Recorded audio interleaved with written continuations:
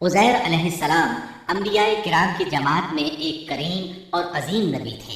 اللہ تعالیٰ نے انہیں ایک بستی کی طرف چلنے کا حکم دیا۔ وہاں پہنچے تو بستی ویران تھی، بے آباد تھی۔ اب یہ حیران ہوئے کہ مجھے یہاں کس لیے بھیجا گیا۔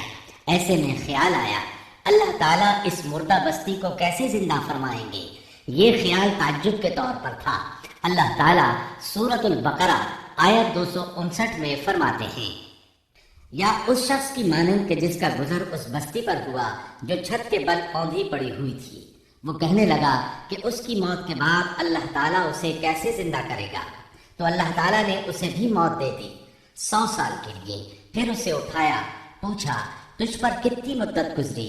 کہنے لگا 1 دن یا دن کا کچھ حصہ۔ اللہ تعالیٰ نے فرمایا تو 100 سال تک ٹھہرا رہا۔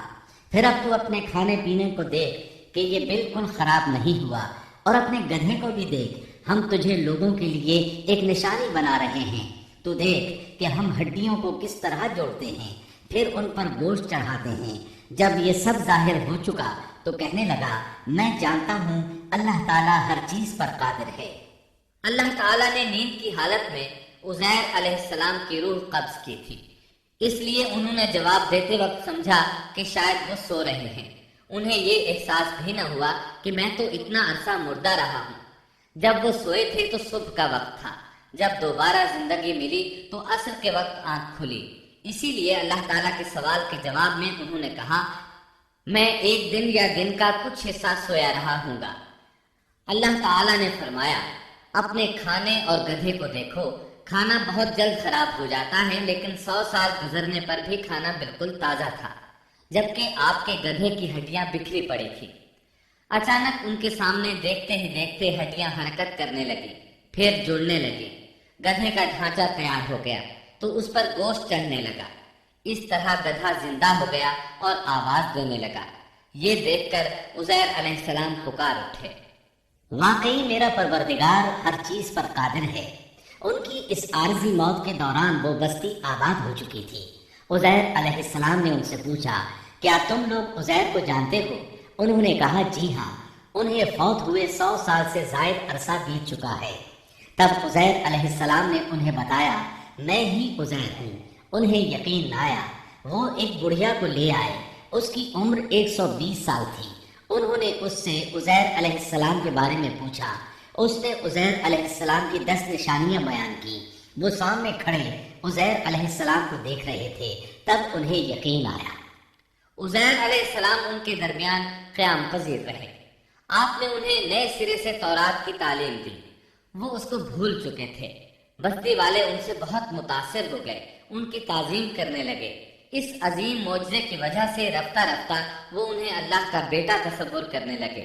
اللہ تعالیٰ سورہ توبہ آیت 30 میں فرماتے ہیں، اور یہودیوں نے کہا عزیر اللہ کے بیٹے ہیں۔ یہ اللہ نے ان کا ایک جرم بیان کیا ہے۔ یہ جرم ان میں نسل در نسل چلتا رہا، یہاں تک کہ اس دور میں بھی یہودی عزیر علیہ السلام کو اللہ کا بیٹا مانتے ہیں۔ آپ کا نام دیوان مقدس بھی رکھتے ہیں اور کہتے ہیں یہ مقدس ذات کی نسل سے ہے اور معبود ہے۔ یہی ان کا شرک ہے۔ اللہ ان پر لعنت کرے۔ اللہ انہیں اس جرم کی سزا ضرور دے گا۔ انسان کتنے ہی بلند و بالا مقام پر پہنچ جائے اور اللہ تعالیٰ کے ساتھ اسے زیادہ سے زیادہ قرب حاصل ہو جائے، تب بھی وہ اللہ کا بندہ ہی رہتا ہے، اور کسی بھی بلندی پر پہنچ کر وہ اللہ یا اللہ کا بیٹا نہیں ہو سکتا، اللہ کا شریک نہیں ہو سکتا۔ اللہ جل شانہ کی ذات پاک وحدہ لا شریک ہے اور باپ بیٹے کی نسبتوں سے پاک ہے۔ لہذا انسان کی سب سے بڑی گمراہی یہ ہے کہ وہ جب کسی برگزیدہ انسان سے ایسے امور صادر ہوتے دیکھتا ہے جو عقل میں نہیں آتے، تو رعب یا عقیدت کی بنا پر پکار اٹھتا ہے کہ یہ ہستی تو خود اللہ ہے جو انسانی شکل میں آئی ہے، یا اس کا بیٹا ہے، یا اللہ تعالیٰ کی شریک ہے۔ وہ یہ نہیں سوچتا کہ بلا شبہ ان واقعات کا جاری ہونا اللہ کی طاقت کے ذریعے ہے، جو بطور نشان اس برگزیدہ انسان کے ہاتھوں جاری ہوئے۔ اس کے باوجود یہ نہ اللہ ہے نہ اللہ کا بیٹا، بلکہ اس کا ایک پسندیدہ بندہ ہے، اور یہ امور اللہ تعالیٰ کے خاص قوانین کے تحت صرف اس کی تعین اور اس کی صداقت کے لیے ظاہر ہوتے ہیں، ورنہ وہ بھی اللہ تعالیٰ کے آگے اسی طرح مجبور ہے جس طرح دوسری مخلوق۔ قرآن کریم نے سیدنا عیسیٰ علیہ السلام کی حقیقت سورہ آل عمران کی آیت 59 میں اس طرح بیان کی ہے: اللہ کے نزدیک عیسیٰ علیہ السلام کی مثال آدم علیہ السلام کی سی ہیں کہ اللہ نے انہیں مٹی سے پیدا کیا اور حکم دیا کہ ہو جا، اور وہ ہو گئے۔